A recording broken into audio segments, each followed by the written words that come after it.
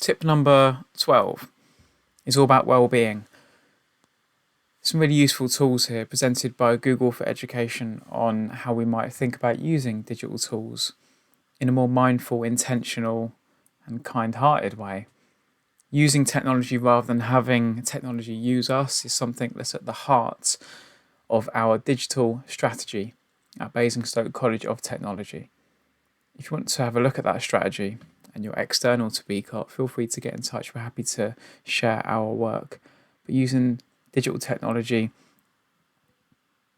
in a way that helps rather than haunts our careers, in a way that enhances rather than negates that which makes us human, is really crucial to the way we use tech. Let's have a look at some of these activities then from Google. So the first one is a Chrome tool, which is a simple one, which you find by putting Google breathing exercise into your browser. And sure enough,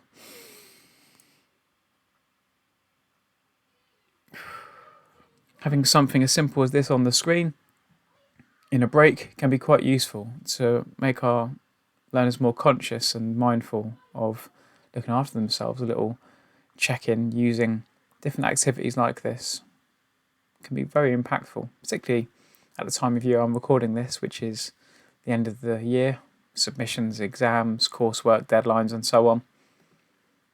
Another resource that's part of the Google slide deck here is this kindness card, which might be pitched a little bit too young. Some of you might be thinking, but the intent is nice. Scaffolding a slide deck and then being able to right click and duplicate the slide and have the students maybe collaborate together and use the stem sentence to flesh out the rest of their thoughts. This can be used as intended here to have the students take a couple of minutes to reflect and think about somebody who's shown kindness to them. Or it might be used in a way that I recommend actually this time of year, for the learners to write a reference for each other as they're about to finish their course. And they can actually use the scaffolding stem sentences to actually flesh out a sentence or two reference for one another, which can be used on LinkedIn or any other way of showing their references on an online CV or website or blog when they leave our courses. Really nice way to use a similar method to share kindness, but in a more professional way perhaps. This is quite a nice one as well.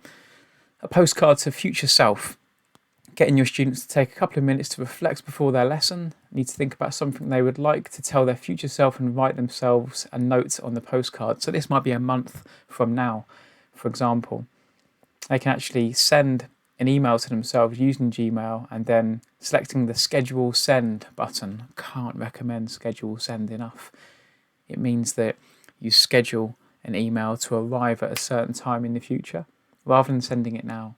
So I'm recording this on Sunday, for example. I've schedule sent emails to arrive at 8 a.m. tomorrow to the people that they're intended for, rather than disturb their weekend.